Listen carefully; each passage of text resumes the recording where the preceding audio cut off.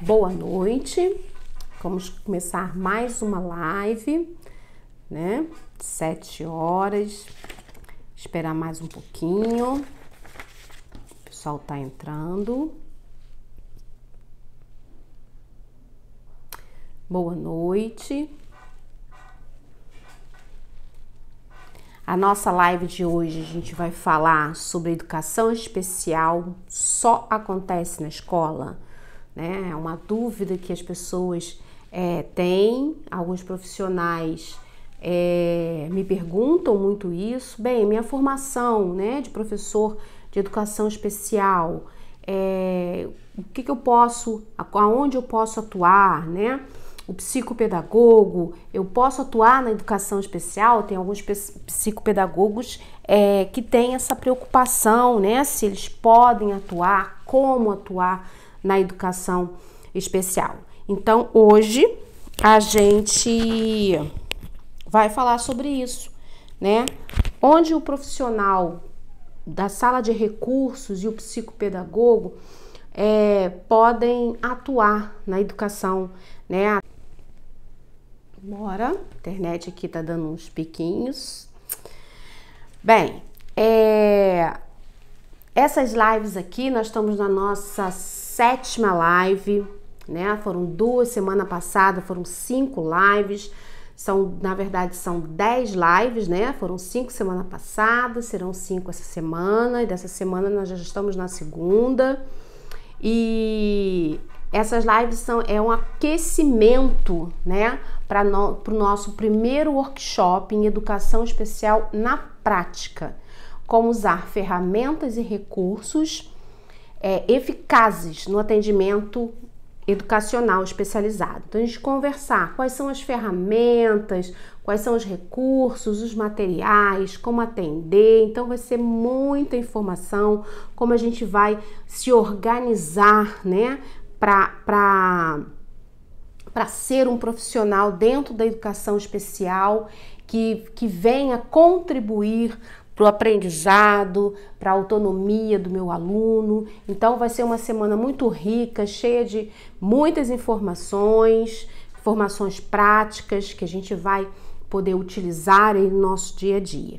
E ela vai acontecer do dia 17 ao dia 23 de maio, tá bom? Inscrições na bio, né? Na nossa bio lá aqui, né? Lá não, aqui no Instagram, tá bom? E também a gente, nesses 7 encontros aí, nós falamos também temas que são pedidos, temas que são dúvidas, e vamos então até sexta-feira, assim, né? Um pré-aquecimento aí, né? Um aquecimento para o nosso primeiro workshop em educação especial na prática. E hoje nós vamos falar na atuação do professor de educação especial e do psicopedagogo, né? Quando a gente iniciou o trabalho, né, que a gente tem de cursos de atendimento a professores, supervisão, monitoramento, né, de processos, né, assessorias, a gente viu um perfil muito interessante dos profissionais que estavam atuando na educação especial.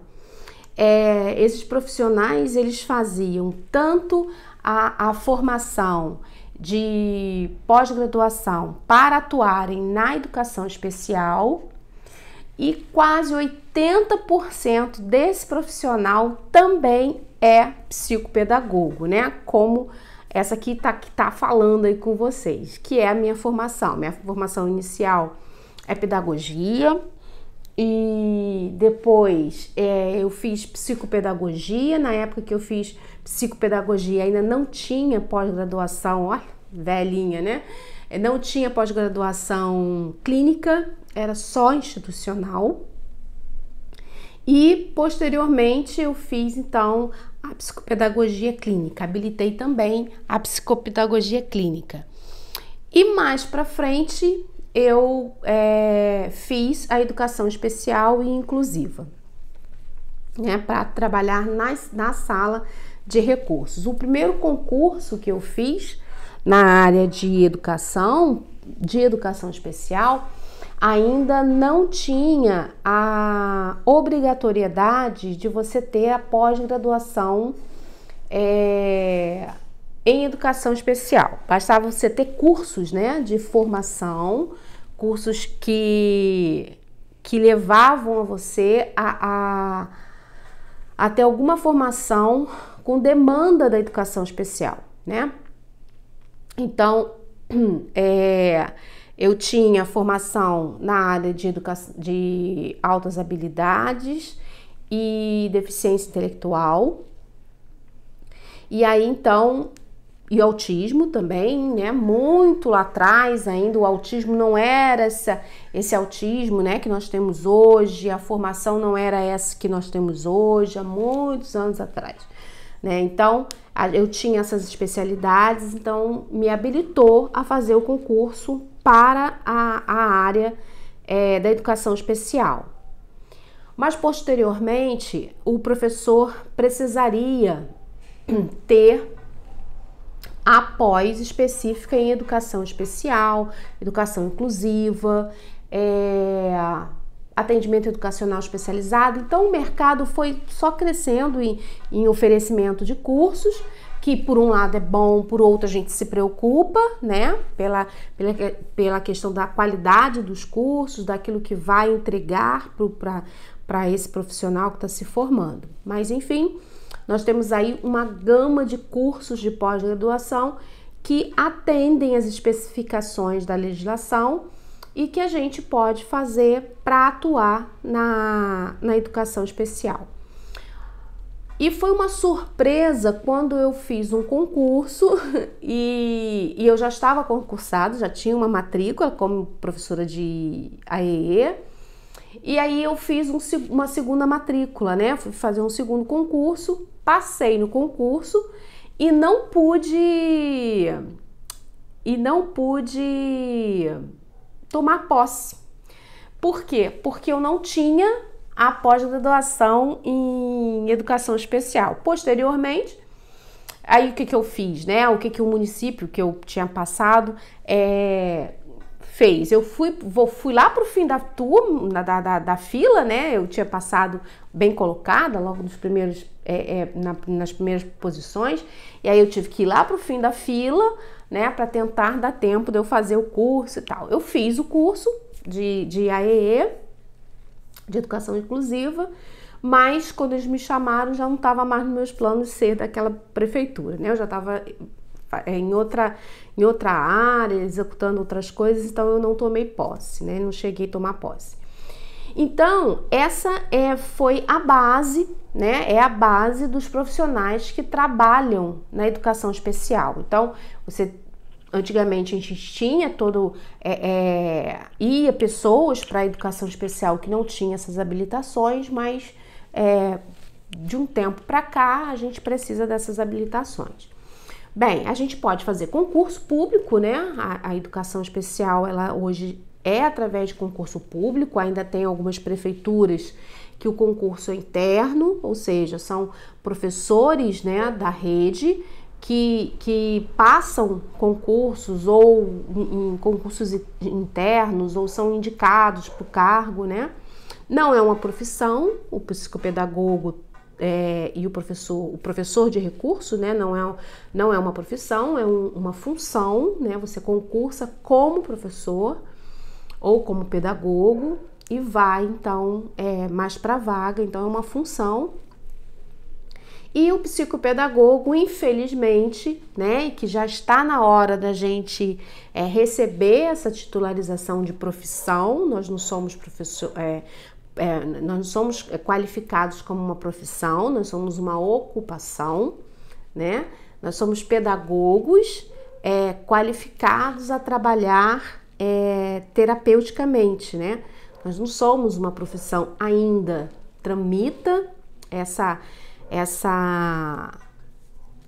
lei, né? Para que esse projeto de lei, para poder a gente ter a nossa vinculação aí ao mundo profissional. Por enquanto, é só uma ocupação do pedagogo. E que área, como que eu posso, né, atuar? Alguns profissionais da área, né, da educação especial, é muito interessante que a gente estuda muito, né, gente? A gente estuda muito, a gente tem que ter um conhecimento vasto.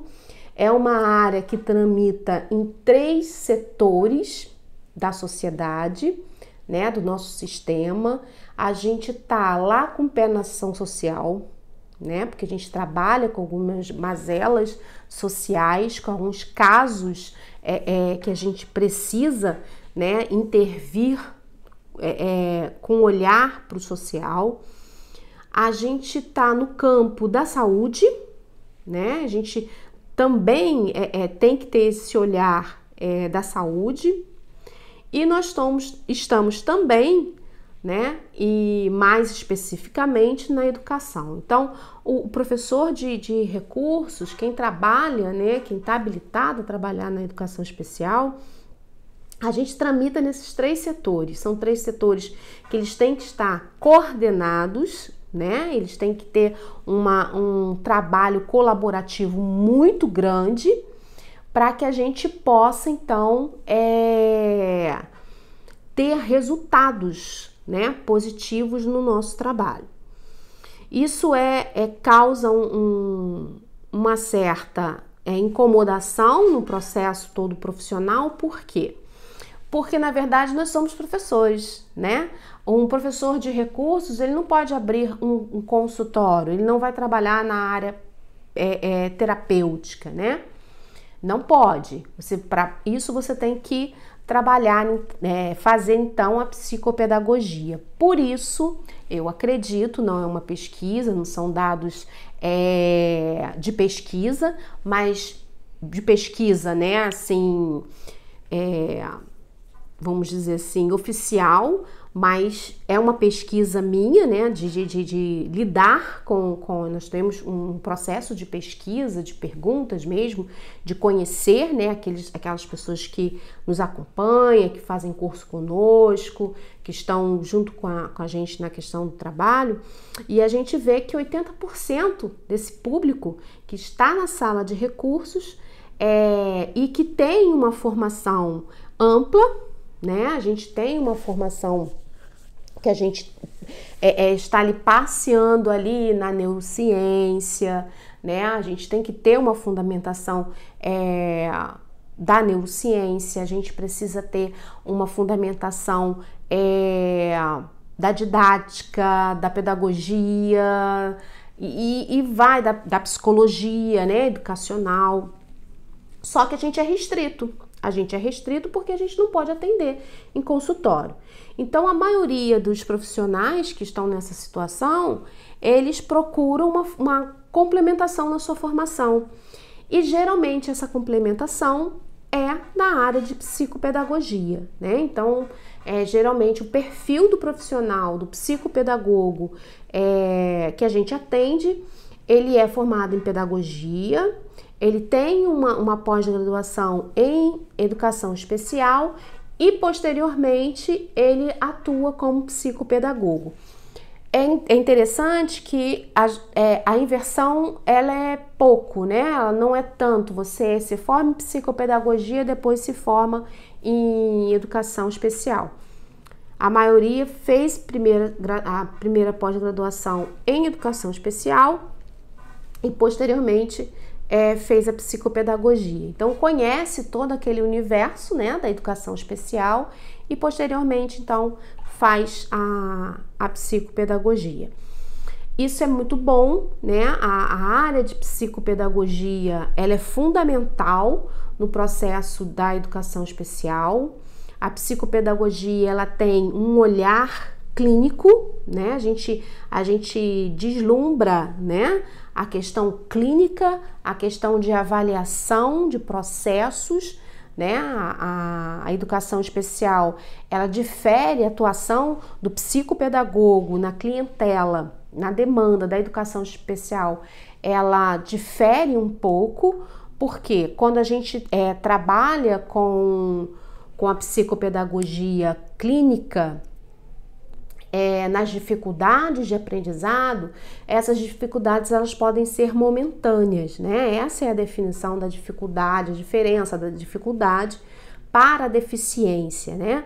Às vezes as pessoas falam assim, mas a pessoa com deficiência também tem dificuldades, mas de diferenciação entre a deficiência e a dificuldade é exatamente a dificuldade, a definição da dificuldade é permanente e pode ser momentânea. Então a criança pode ter uma dificuldade, você trabalhar pontualmente e aquilo desaparecer. Então não é um processo, né? São intervenções pontuais. A educação especial não. A educação especial ela é caracterizada por um processo, né? Um processo de aprendizado. Por quê? Porque a gente precisa de intervenções contínuas, né? Com começo, meio e não sabemos como vai ter o fim, como vai ser o fim, né? Geralmente ela é linear desde o nascimento até a idade adulta, né? Então a gente precisa ter esse olhar diferenciado. O psicopedagogo que atende a demanda da educação especial precisa ter um outro olhar, porque o olhar não é pontual, o olhar é mais global, né? Ele é sistêmico mesmo.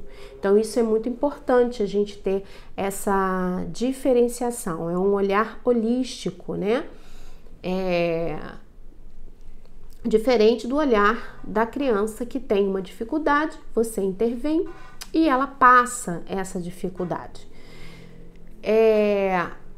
No processo de cuidado, né, e da equipe multidisciplinar, o psicopedagogo, ele tem um papel muito específico.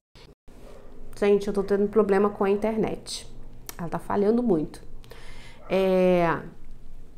Então, o psicopedagogo, ele é importante, né, porque ele vai analisar como que vai intervir, né, dentro do processo cognitivo de aprendizado. E além disso, ele é uma ponte importantíssima dentro das escolas, né? Mesmo ele estando na clínica. E trabalha muito em parceria com o professor de recursos.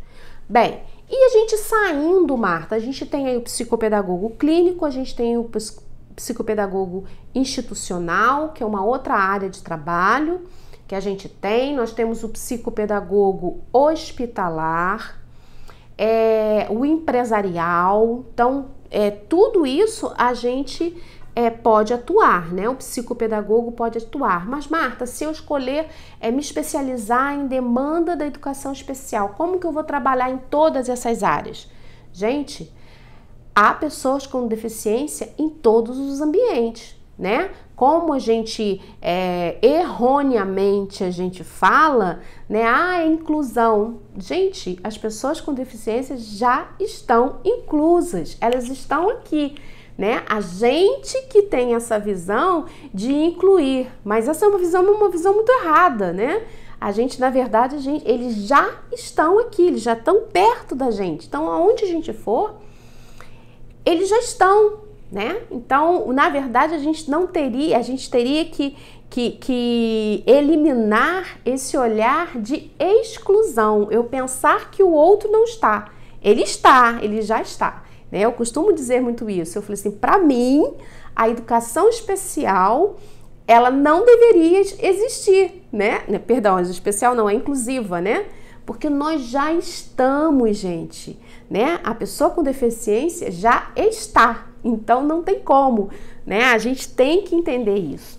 E aí, quando eu me torno um psicopedagogo hospitalar, eu posso ser um psicopedagogo hospitalar de atendimento específico para pessoas com deficiências.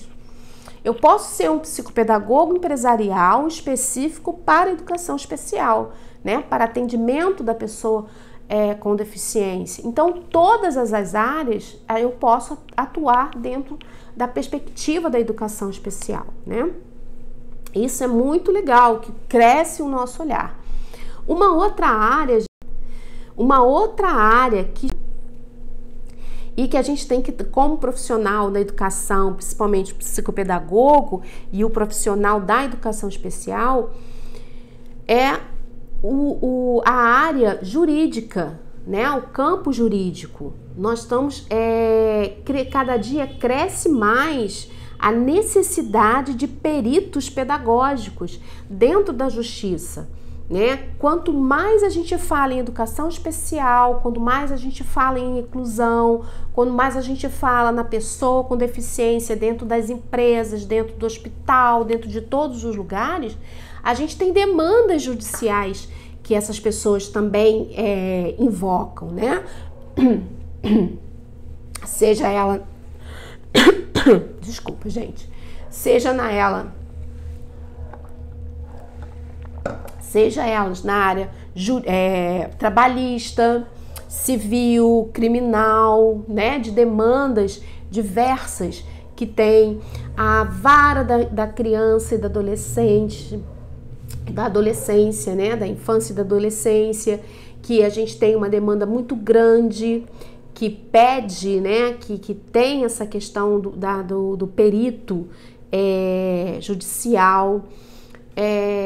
Então, a gente tem aí várias áreas. Então, a educação especial, ela não acontece, ela não é restrita à escola, né? Ela é restrita à sociedade, né? Ou seja, ela é... Então, ela tá aí na sociedade, né,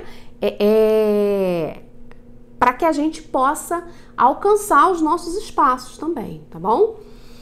E também tem, gente, a área do empreendedorismo. Isso mesmo, por muitos anos, por décadas, culturas e culturas e culturas e culturas, o professor... O olhar da sociedade sobre o professor sempre foi do professor missão, né? E esse olhar de professor missão, ele é histórica, né? Ele é histórica no Brasil porque ele nos dá, né? A gente reporta aí a gente para a nossa fase de educação jesuística, né? Aquela que começou lá atrás, que eram os padres, os religiosos que vinham fazer a educação no Brasil, que vieram fazer a educação no Brasil, e que ficou essa visão de uma visão altruísta do profissional da educação. E na verdade não é isso, né, gente? A gente é profissional, a gente quer ganhar bem, a gente quer ganhar nossa carreira, a gente quer ter os nossos diplomas reconhecidos, as nossas formações reconhecidas. Isso é importante pra gente como profissional.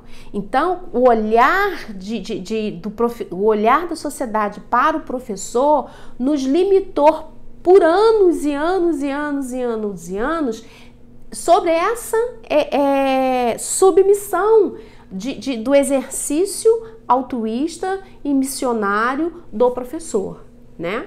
Que hoje a gente tem que tirar essa venda dos nossos olhos e alcançar os nossos espaços, né? O nosso espaço de formador de opinião, de ouvir, né? Nós temos que ter voz na sociedade.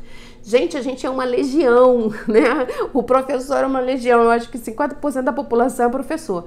Então, mas a gente não tem voz, né? Eu só me reporto ao nosso querido Paulo Freire, que esse ano, né, faria 100 anos. Esse ano é o ano do centenário de Paulo Freire, né? Belíssima obra dele, recomendo aí, né, para ler, estudar.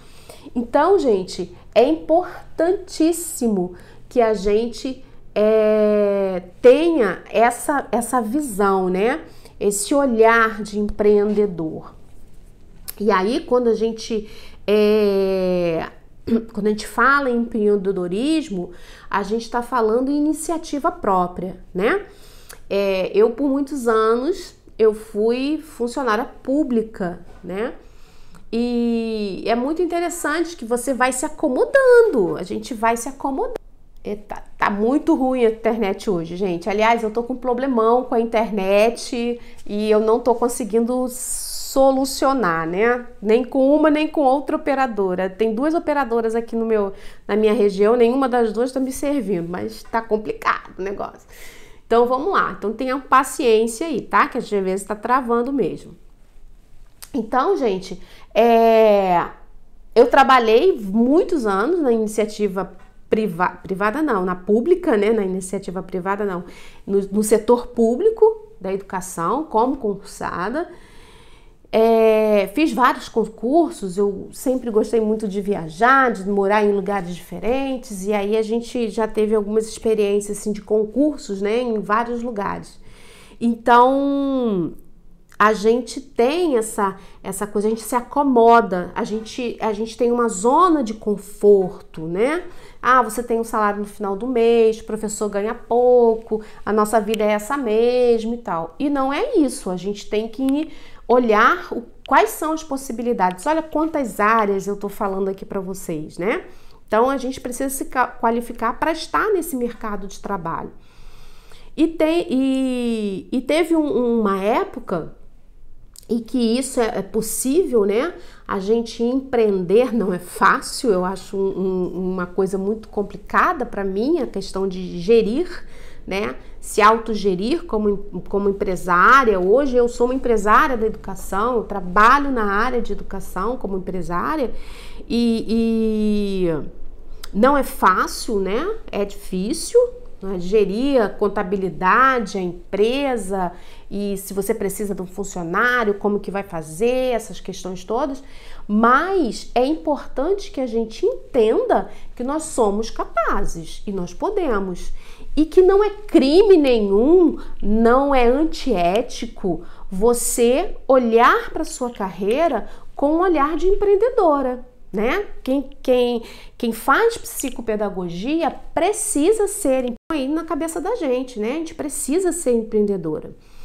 Por quê? Porque a gente vai gerir um consultório, a gente vai gerir uma empresa, a gente precisa de um CNPJ, a gente precisa ter vínculos com empresas de plano de saúde. Já tem algumas que aceitam o profissional psicopedagogo, principalmente aqueles que que atuam na área de análise do comportamento e outras áreas também, né? Dependendo do plano de saúde, já entendem que o profissional da psicopedagogia ele tem esse respaldo de fazer alguns contratos, né? Com o plano de saúde. Então você tem que gerir isso tudo, né? E a gente pode ter os nossos espaços de atendimento especializados, né? A legislação também dá esse respaldo para a gente, né? De ter centros especializados. Eles não concorrem, hoje já tem a possibilidade de ter escolas especializadas, né? É um investimento mais alto, muitas adaptações, muitas exigências, mas é possível sim. Como seria bom se todos nós pudéssemos investir nessa área, né, de escolas particulares. É o meu sonho, gente, é o meu sonho.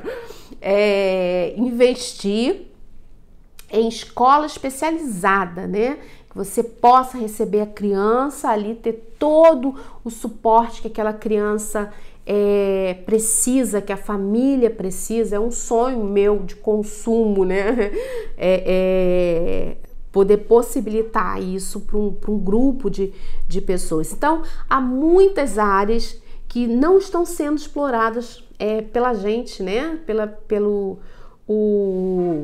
Que sonho, que sonho, menina, é meu sonho, assim, sonho, eu vou realizar, vai demorar muito, não, eu tô Então, isso aí, Elizabeth, mas a gente tem que correr atrás, né? Não é fácil, mas a gente tem que correr atrás. Pensou uma creche, gente, a gente atender desde lá do pequenininho até o grandão, isso seria muito bom, né?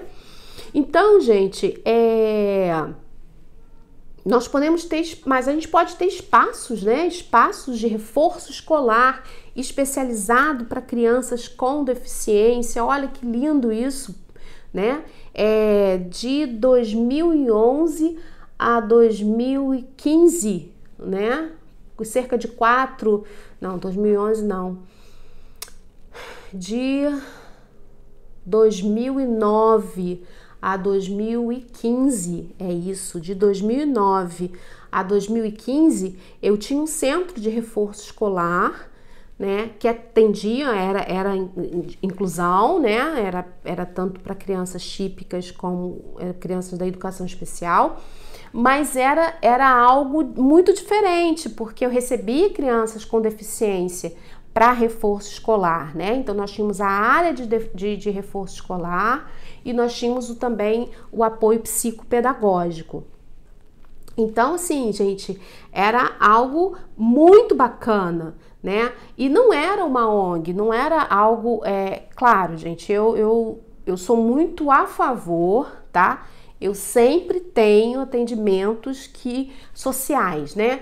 Que eu acho que não dá pra gente também pensar na parte... Eu acho muito interessante, eu não vou me lembrar o nome da pessoa, mas eu acompanhei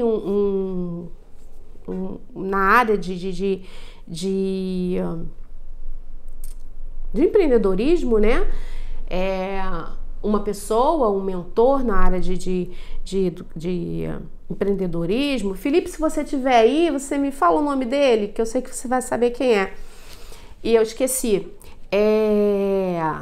Que ele diz uma coisa que é fundamental. Em todo o processo de empreendedorismo, de investimento da sua vida na área de ganhar dinheiro, de empreender, você tem que lembrar daquele que não pode pagar, né? A gente tem que ter essa visão aí de olhar social. Não dá para eu pensar só em ganhar dinheiro, em tirar lucro, não é isso, né?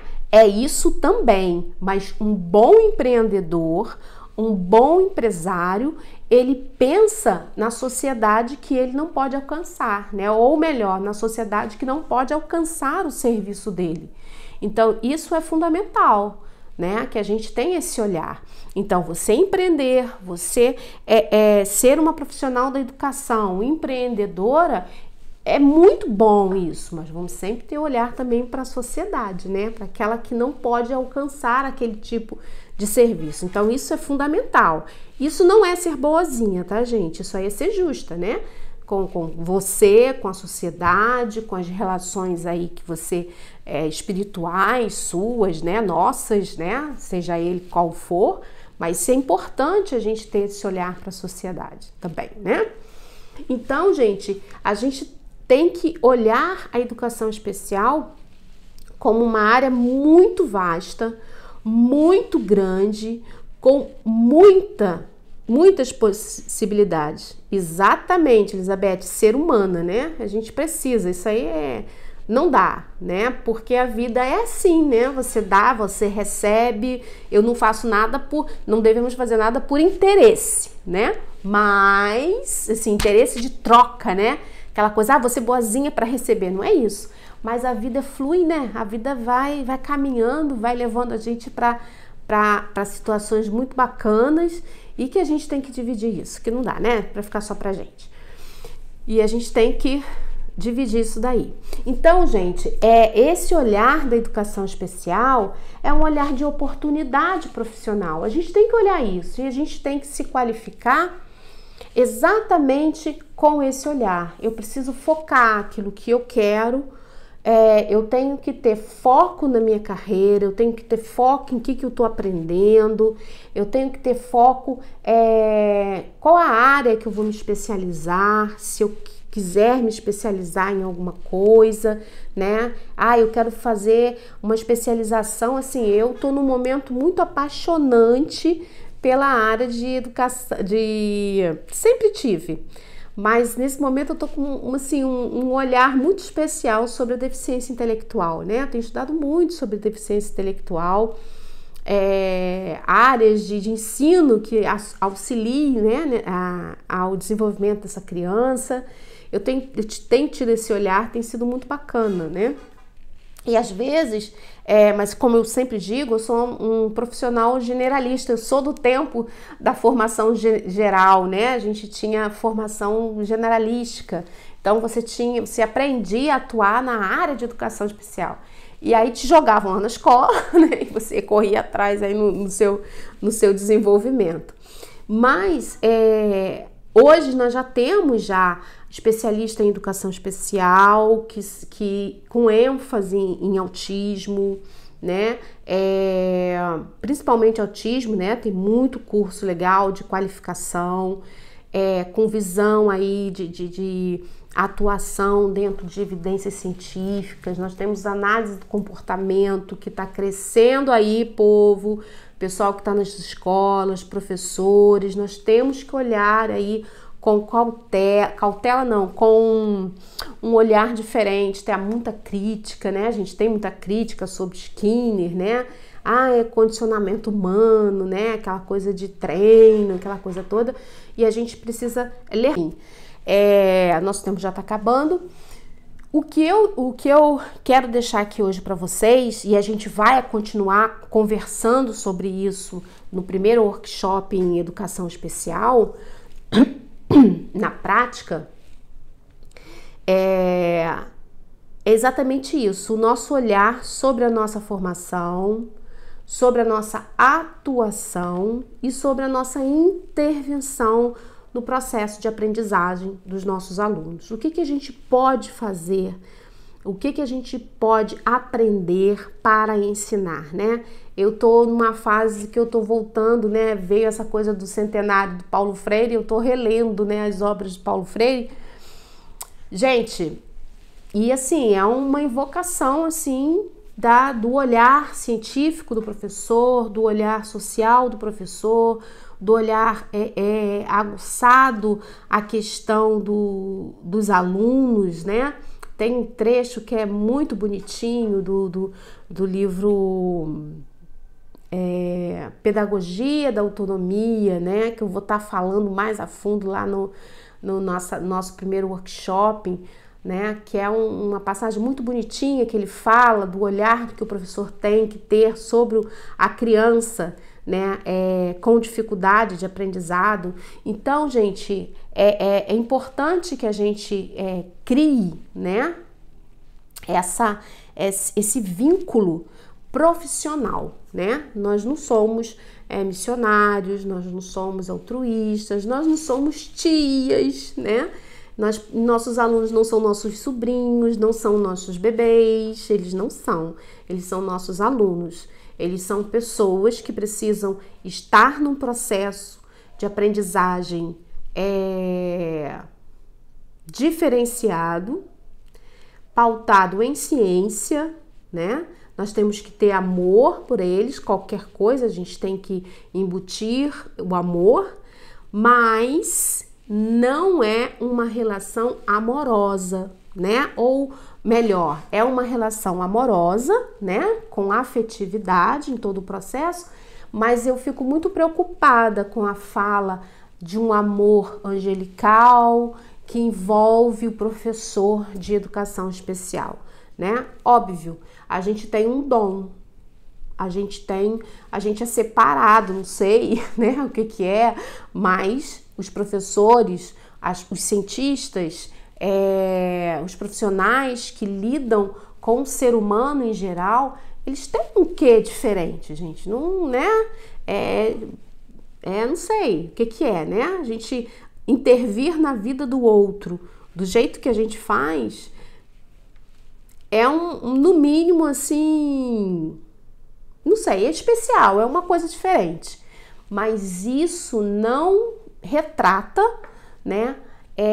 Ou não significa a não capacitação científica da gente para atuar com esse indivíduo, né? Não é por amor. Eu falo assim, até às vezes as pessoas não compreendem, eu falo, eu não faço por amor, eu faço por ciência, eu faço por educação, né? Por acreditar que o outro pode aprender. E eu não posso ter esse olhar romantizado, né, do ser professor. Eu tenho que ter um olhar compromissado, né, com o aprendizado. Com afetividade, sim, com respeito, sim, né, e profissionalismo, principalmente, tá bom? Gente, nós vamos terminar por aqui, mas convidando vocês aí, compartilhe as lives, chama o povo aí para estar junto com a gente, tá? Visite as minhas redes sociais, Instagram, YouTube, Facebook. Nós temos... se inscrevam, tá? Vocês se inscrevendo no workshop, no primeiro workshop Educação Especial na Prática, vocês já podem entrar na comunidade secreta do Facebook, que só quem vai participar do workshop vai estar, tá bom? Que a gente também já vai dialogando lá, fazendo troca entre as colegas, mostrando aí os trabalhos, tá bom? Então, eu espero vocês no primeiro workshop Educação Especial, como usar ferramentas e recursos eficazes no atendimento educacional especializado. Que ferramentas são essas? Que recursos são esses? Como eu vou potencializar esses recursos para eu poder ter um bom desempenho do meu aluno, que eu possa ver meu aluno aprendendo, né? E principalmente, né? No processo de consequência aí, né, do aprendizado, a autonomia do meu aluno, né? Então, vou esperar vocês no dia 17, como inicia lá, a gente vai do dia 17 ao dia 23. Eu vou esperar por vocês, tá ok? Até amanhã. Amanhã a gente está também falando um pouquinho sobre carreira.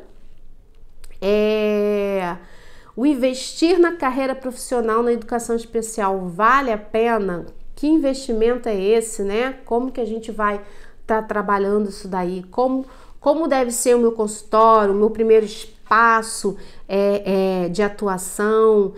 Como que eu inicio o meu espaço de atendimento, o meu centro educacional aí especializado? Como que eu posso fazer o que eu preciso, né? Investir? Qual é esse investimento? Em que eu tenho que investir para eu começar um trabalho com crianças especiais, né, de reforço escolar ou de consultório psicopedagógico? Como é isso, né? O que a gente precisa disso daí? Quais são os primeiros passos? A gente vai estar conversando isso amanhã. Os primeiros materiais, eu vou mostrar material, a gente vai mostrar alguns jogos necessários, tá bom? Então amanhã eu conto com vocês também, gente. Beijos e até amanhã.